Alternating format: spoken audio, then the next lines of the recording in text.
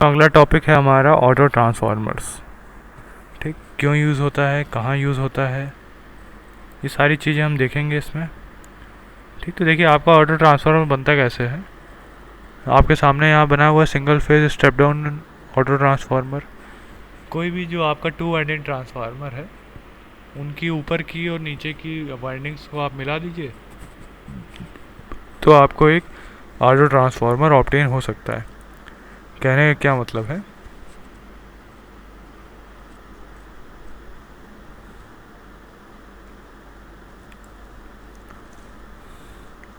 मान लीजिए ये आपका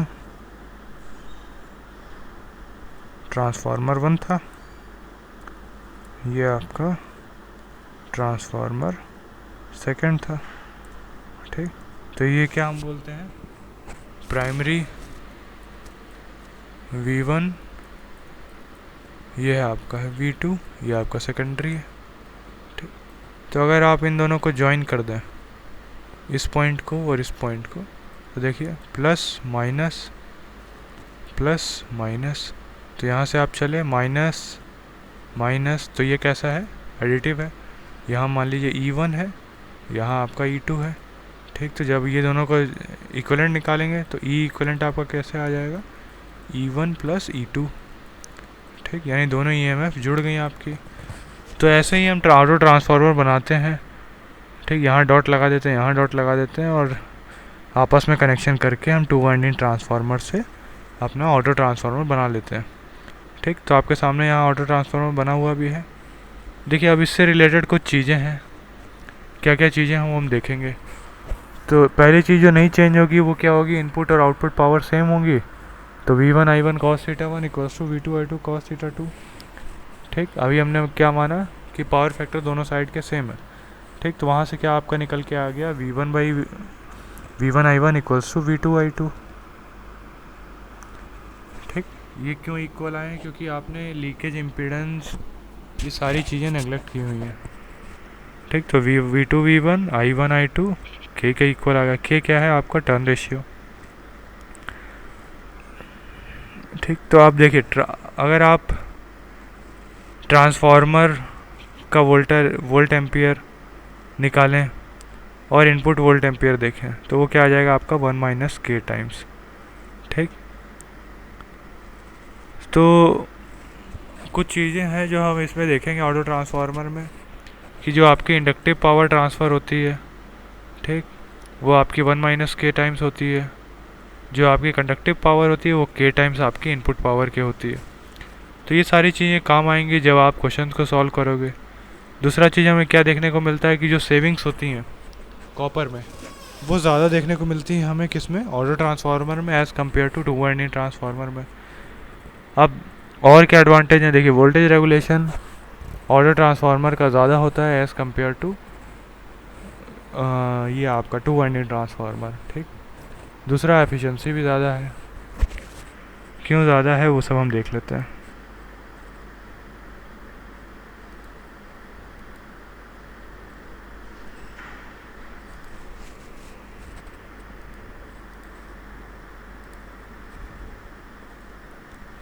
पहले समझते हैं वोल्टेज रेगुलेशन। ठीक, वोल्टेज रेगुलेशन आखिर होता क्या है। तो देखिए ये आपकी कॉइल थी, ये आपका E2, ठीक, इंड्यूस्ड EMF,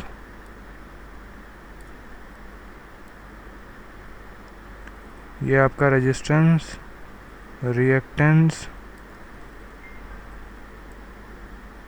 और ये आपका V2।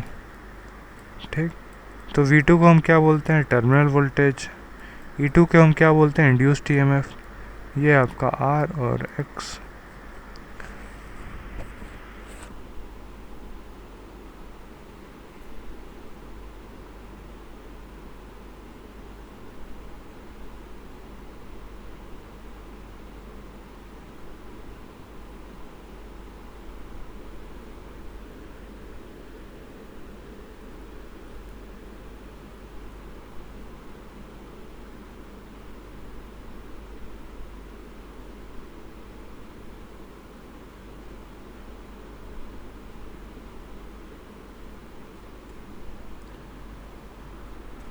ठीक है, तो क्या हो रहा है, जो आपका इंड्यूस्ड ईएमएफ है और जो वोल्टेज V2 है, तो इन दोनों के बीच का आपको डिफरेंस लेना है।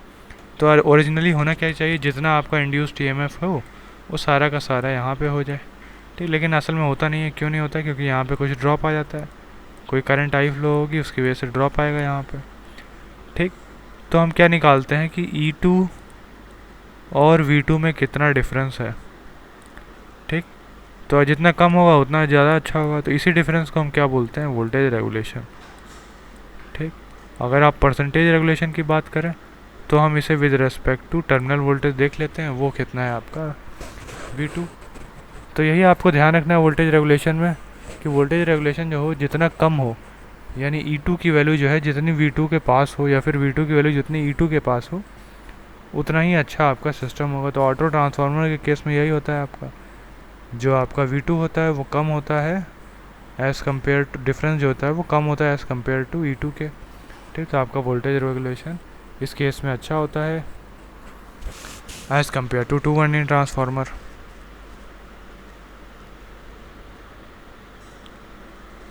अब बहुत सारी चीज़ें हैं, फेज़र डायग्राम है, ये सारी चीज़ें हम क्लास में डिस्कस करेंगे।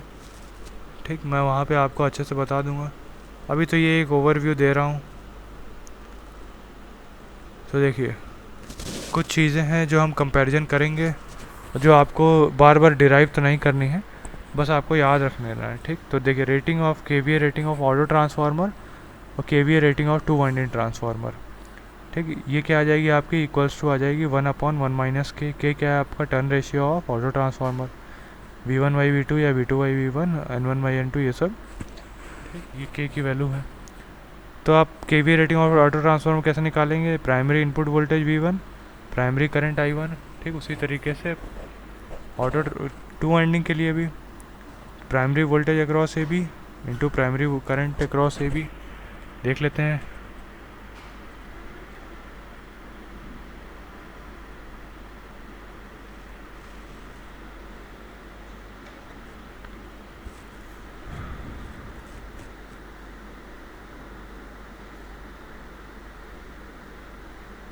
सो 1.36 कहाँ है, 1.36